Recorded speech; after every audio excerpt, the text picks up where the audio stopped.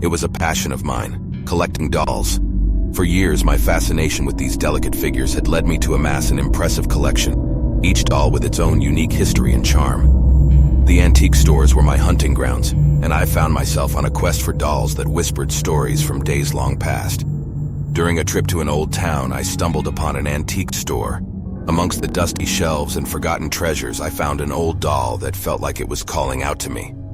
As I stepped into the dusty, dimly lit shop, my eyes were drawn to a particular corner where an old, tattered doll sat on a wooden shelf. Its porcelain face was etched with the passage of time, and its faded dress told tales of a bygone era. A sense of eerie familiarity washed over me as I gazed into its glass eyes. The store owner informed me that the doll had been discovered in an abandoned house nearby. Its origin shrouded in mystery. Bringing the doll home marked the beginning of my unsettling journey. Initially, things seemed normal. The doll took its place among my collection, seemingly just another piece of history to add to the stories I'd collected. But soon, the atmosphere in my home began to shift, almost imperceptibly. Keys vanished from their designated spots, only to reappear in unexpected places hours later. I'd put them on the kitchen counter and find them on the living room table, as if they had a will of their own. Nights grew restless as I heard faint, unsettling footsteps echoing through the corridors. They would always fade as I rose to investigate, leaving a chilling stillness in their wake. My peaceful sleep was marred by vivid nightmares that left me waking up in a cold sweat, struggling to shake off their lingering dread. Then, one fateful night, I woke up to a sight that rooted me in terror. Moonlight streamed into my room, casting shadows on the walls. A silhouette stood beside the old doll on the shelf, its form indistinct, yet foreboding.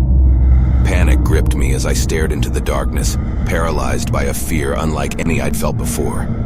It was then that I realized the connection between this mysterious presence and the doll that had found its way into my life. Desperation overtook me, and I knew I had to sever this connection. The doll had become a conduit for something sinister, something that yearned for my fear and vulnerability. I sought out paranormal investigators, hoping they could unravel the mystery that had taken root in my home. Days felt like an eternity as I waited for their arrival, the unsettling occurrences continuing to escalate. Finally, the investigators arrived, armed with their equipment and knowledge of the supernatural. They sensed the energy that clung to the doll, a residue of something otherworldly. With solemn determination, they carefully removed the doll from its resting place, shrouding it in a protective case. As they left, taking the doll with them, a sense of relief mingled with unease washed over me.